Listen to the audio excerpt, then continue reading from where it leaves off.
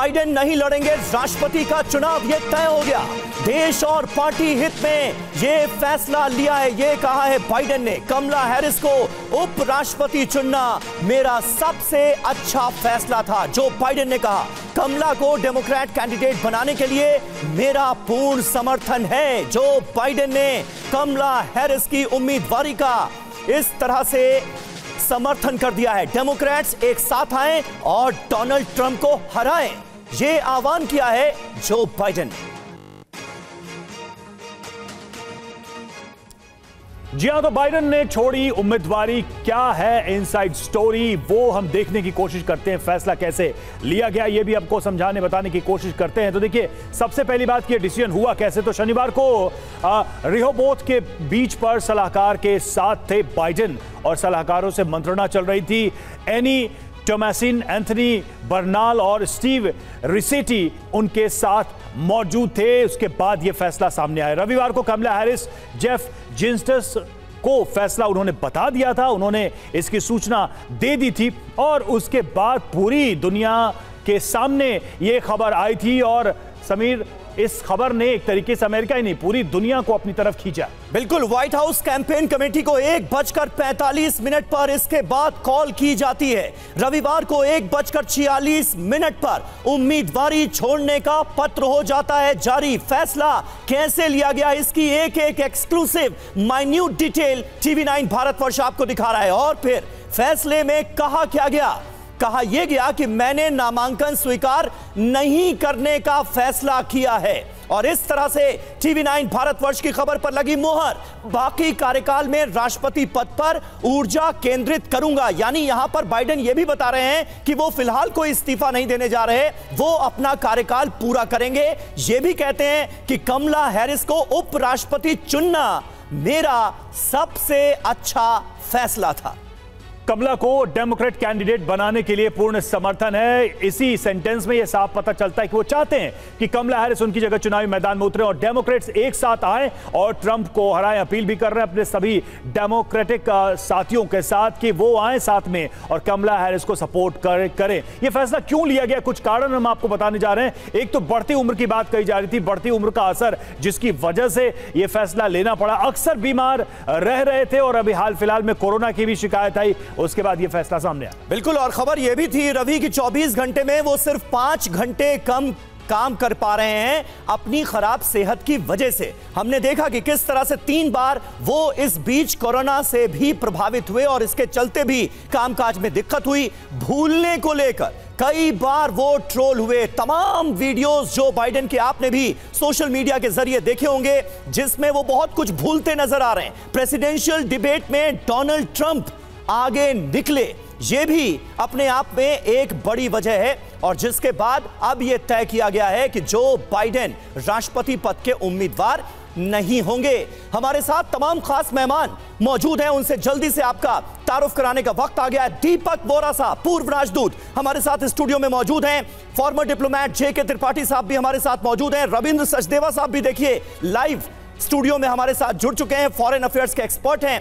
पूर्णिमा नाथ, नेता Republican party की हैं, अमेरिका से वो हमारे साथ जुड़ी हैं, डोनाल्ड ट्रंप की समर्थक हैं। मनीष झा हमारे सहयोगी इस वक्त स्टूडियो में हमारे साथ मौजूद हैं। और सुमित चौधरी का भी हम रुख करेंगे, जो कि वॉर जोन से, लेबनान से इस वक्त हमारे साथ लाइव मौजूद हैं। लेकिन सबसे पहला सवाल मनीष मैं आपसे करना चाहूंगा, यह क्यों कहा जा रहा है कि यह संयोग है या प्रयोग? हमने दिखाया कि किस तरह से, किन परिस्थितियों में यह फैसला लिया गया है। क्या एक्सक्लूसिव डिटेल आपके पास है इसे लेकर? बिल्कुल समीर, देखिए, सबसे पहले तो यूं ही हम अंतर्राष्ट्रीय खबरों के लिए देश और दुनिया के करोड़ों दर्शक TV9 को पसंद नहीं करते हैं, बल्कि इसलिए नंबर 1 है क्योंकि लगातार हम उन खबरों को दर्शकों तक पहुंचाते हैं। और आज उसी कड़ी में हम ये बताने जा रहे हैं कि बाइडेन का राष्ट्रपति चुनाव नहीं लड़ने का फैसला भी संयोग नहीं है, बल्कि एक सोचा समझा प्रयोग है, जिसकी तैयारी पिछले कई महीनों से की जा रही थी। देखिए, जब राष्ट्रपति बाइडेन राष्ट्रपति बने थे 2021 में, तो उस वक्त भी वो अमेरिका के इतिहास में सबसे उम्रदराज राष्ट्रपति थे। और उसके बाद से उनकी सेहत, जिसका आज हवाला दिया जा रहा है, तब से कोई बहुत ठीक नहीं था। लेकिन इसके बावजूद उनको उम्मीदवार बनाया गया था। डेमोक्रेट पार्टी ने इस बार भी चुनाव लड़ने के लिए उन्हें उम्मीदवार बनाया। तो प्लान यही है कि इसी तरह से समय खींचना है। अगस्त के लास्ट में एक नई एंट्री होगी, नया उम्मीदवार होगा, ताकि सितंबर अक्टूबर का टाइम होगा, उस उम्मीदवार के खिलाफ बहुत ज्यादा चर्चा नहीं हो पाएगी और एक नए उम्मीदवार को राष्ट्रपति ट्रंप के खिलाफ लड़ाया जाएगा। चुनाव तक जो बाइडेन अपने पद पर बने रहेंगे ना, ये क्लियर है ना? बिल्कुल, देखिए, जो बाइडेन राष्ट्रपति पद पर बने रहेंगे, अपना कार्यकाल पूरा करेंगे। 20 जनवरी को अगले साल वो नए राष्ट्रपति को कार्यभार सौंपेंगे। वो राष्ट्रपति पद नहीं सोच रहे। अब आप सोचिए, जो आदमी कैंडिडेट नहीं बन सकता है वो अमेरिका चला सकता है, वो अमेरिका का राष्ट्रपति बन सकता है। यही सब कुछ बताता है कि डेमोक्रेट पार्टी के अंदर बिल्कुल कई सारे प्रश्न हैं और अभी तो कैंडिडेट को लेकर यह सवाल है ही, जैसा आप भी कह रहे थे कि कोई सरप्राइज एलिमेंट आने वाले समय में होगा और वो क्या होगा इस पर भी हम बातचीत करेंगे। देखिए, बाइडेन ने कहा बाय बाय, ये बात हम कह रहे हैं क्योंकि बाइडेन ने अब ऑफिशियली ये कह दिया है कि वो राष्ट्रपति का चुनाव नहीं लड़ रहे हैं, लेकिन साथ ही उन्होंने उपलब्धियां भी गिनाई हैं अपने कार्यकाल की, अपने कामकाज की। वो उपलब्धियां क्या है, क्या उन्होंने कहा है, जरा उस पर भी गौर करते हैं। तो पहली बात ये, 3.5 साल में हमने देश के तौर पर महान तरक्की की, यानी कि प्रोग्रेस की बात वो कह रहे हैं। उनकी लीडरशिप में आज अमेरिका दुनिया की सबसे मजबूत अर्थव्यवस्था है। इस पर भी हम आगे चर्चा करेंगे, डिबेट करेंगे। और देखिए, अमेरिकियों के स्वास्थ्य के लिए अफोर्डेबल हेल्थ केयर सिस्टम हम लेकर आए, जो कि अमेरिका के लोगों के हित में रहा है।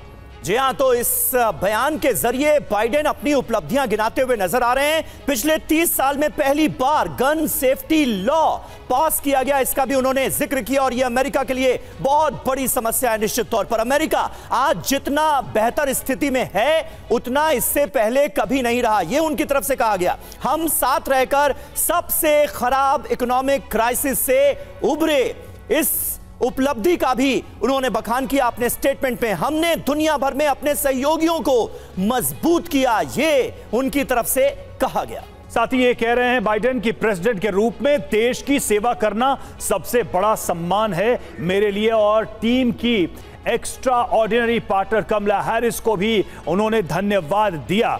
साथ ही उन्होंने ये कहा कि मेरा यह विश्वास है कि ऐसा कुछ नहीं है जो अमेरिका नहीं कर सकता है। सीधे मैं पूर्णिमा नाथ के पास जाऊंगा। पूर्णिमा जी, बाइडेन का बयान हमने बताया और वो कह रहे हैं कि अमेरिका जिस कंडीशन में आज है, इसके पहले कभी नहीं था।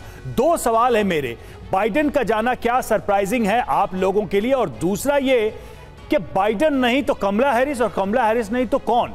क्या यह चुनाव अभी भी ट्रंप के लिए चुनौती है या फिर यह चुनाव आसान हो गया है ट्रंप के लिए बाइडेन के जाने के बाद से?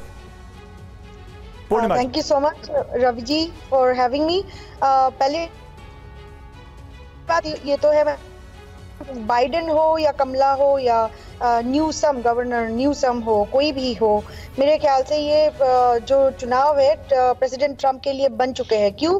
बिकॉज नॉर्मल एक कॉमन लाइफ बहुत ही मुश्किल हो चुका है यहाँ पे। बाइडेन आते आते हमारी जो इन्फ्लेशन हो चुका है यहाँ पे, जो pricing of eggs, milks and bread, normal food, meat तो छोड़ ही दो, आप यहाँ पे इतना मुश्किल हो रहा है लोगों को गैस खरीदना, कहीं पे जाना, और एक्सपेंसिव हो चुका है लाइफ। और obviously didn't help in terms of income. Income didn't grow, but expenses have gone up. So what has happened in this case in our normal lives? It's not. I'm not talking about billionaires and millionaires. I'm talking about regular people, working families, and common, normal, ordinary people. जो हमें billionaire की बात कर ही नहीं रहे, उनके लिए life मुश्किल हो चुकी है। अब बाइडेन जो बोल रहे हैं उनके लिए, अमेरिकन लोगों के लिए लाइफ अच्छा हो चुका। Okay, that is just such good है. There is no such in it. On top of it, second question आपका ये था कि बाइडेन नहीं है तो कमला है, कमला नहीं है तो कौन है? बात तो पहले ये हो चुका है कि गवर्नर न्यूसम जो है कैलिफोर्निया के, उनको भी शायद नॉमिनेट कर सकते। But at the end of the day आप ये देखिए, जो भी है उनके साइड से बिठाना चाहेंगे, हमें क्या फर्क पड़ने वाला है? जो लोगों के लिए हमारी लाइफ बर्बाद कर चुके, दो वर्क शुरू कर चुके हैं, लोगों की एनर्जी प्राइस और गैस प्राइस, फूड प्राइस इतने 40% अप हो चुका है थे. So there is no, I don't think this is an election where it doesn't really matter as to Democrat Party किसको बिठाए. It is for Trump at this point of time. जो sane person. आप ये कह रही हैं कि आपके लिए कोई मायने नहीं रखता कि ट्रंप के खिलाफ कौन है. ट्रंप की स्थिति काफी मजबूत नजर आ रही है, ट्रंप की पार्टी को, उनके नेताओं को. और अब आपको बता देते हैं जो बाइडेन के कार्यकाल में दुनिया में क्या बड़ी घटनाएं हुई और अमेरिका का प्रभाव कैसे बढ़ा. इस बात का जिक्र बाइडेन ने अपने स्टेटमेंट में भी किया है. लेकिन क्या क्या हुआ बाइडेन के कार्यकाल में? पहला, अफगानिस्तान से अमेरिकी सैनिक लौटे, यह बहुत बड़ा डेवलपमेंट था. दूसरा, रूस के साथ यूक्रेन का युद्ध शुरू हुआ जो कि अभी तक जारी है. और इजराइल पर सबसे बड़ा हमला हमास ने अंजाम दिया. बिल्कुल, मध्य पूर्व में अमेरिकी स्थिति कमजोर हुई है. यह भी एक सिचुएशन है जहां पर अमेरिका को बहुत संभल के अपनी पॉलिसीज को फॉलो करना पड़ रहा है. मध्य पूर्व में इस वक्त तनाव ही तनाव है. बाइडेन के फैसले का प्रभाव क्या हुआ? तो पहला यह कि आज पूरा यूरोप सुरक्षा के लिए अमेरिका पर निर्भर है. दूसरा, तेल, गैस और हथियार के लिए यूरोप का बाजार मिल गया है और अब इस बाजार की डिमांड कौन पूरा करेगा? तो अमेरिका उसकी फिराक में. तीसरा, नेटो की मेंबरशिप बढ़ती चली गई, एक्सपेंशन हुआ नेटो का. और चौथा, पूरी दुनिया वेस्ट वर्सेस वेस्ट में बट गई है. ये इंपैक्ट, ये प्रभाव साफ तौर पे समीर नजर आ रहा है. बिल्कुल, बाइडेन के फैसले का प्रभाव हमने आपको दिखाया और साथ ही साथ जिक्र हुआ इसमें कि बाइडेन के कार्यकाल के दौरान क्या हुआ. तो युद्ध को भला कैसे भुलाया जा सकता है, इस पर बात कर रहे हैं. तो सीधे आपको वॉर जोन में ही लिए चलते हैं. लेबनान से सुमित चौधरी हमारे साथ मौजूद हैं. सुमित, बाइडेन ने अपनी दावेदारी खत्म कर ली है, अब कोई और डेमोक्रेट उम्मीदवार होगा, यह तय हो गया है. उस स्थिति में इस युद्ध का आने वाले वक्त में मकाम क्या हो सकता है, चाहे मिडिल ईस्ट का तनाव हो या रूस वर्सेस यूक्रेन का जो लगातार युद्ध चल रहा है. यह अपने आप में बहुत अहम सवाल है क्योंकि अमेरिका कहीं ना कहीं इन दोनों ही वॉर फ्रंट्स पर बहुत ज्यादा इन्वॉल्व नजर आता है.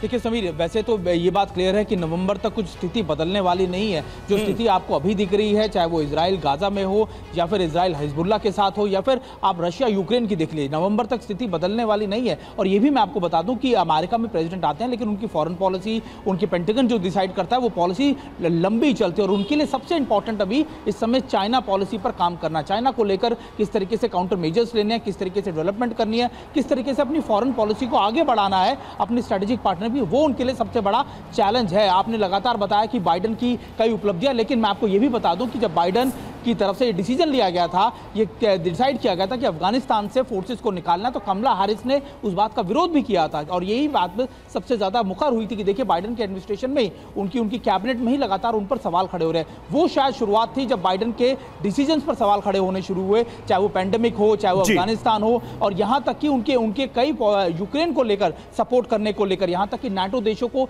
एकजुट ना कर पाने की उनकी आशा, कह सकते हैं कि इनकेपेबिलिटी को लेकर. तो ये सही कई चीजें थी जिनको लेकर सवाल खड़े हुए. उनको खुद डोमेस्टिकली उन पर उनकी पार्टी से, उनकी कैबिनेट से कहा जाने लगा कि शायद ये बात नहीं कर पाते हैं, भूल जाते हैं, जो इनको बताया जाता है वो भी भूल जाते हैं. तो निश्चित तौर पर उनकी पर्सनालिटी को लेकर कई सवाल थे और यही वजह है कि उन्होंने बैकआउट किया. लेकिन अब ये इंपॉर्टेंट है कि अब तक अब ये गाड़ी छूट चुकी है. अब ये गाड़ी इसलिए छूट चुकी है क्योंकि डोनाल्ड ट्रंप के ऊपर हुए अटैक, उससे पहले जो उन दोनों का, तो आप कह रहे हैं कि बहुत देर हो चुकी है, इस समय बहुत देर कर दी. हुजूर आते आते, इस फैसले तक आते आते बाइडेन ने देर कर दी है. लेकिन सवाल यह है कि क्या डेमोक्रेट्स ऐसा मानते हैं या फिर वो किसी और स्ट्रैटेजी पे काम कर रहे हैं इस वक्त, जैसा कि मनीष भी इशारा कर रहे थे. और देखिए TV9 की ग्लोबल खबर पर मुहर लगी.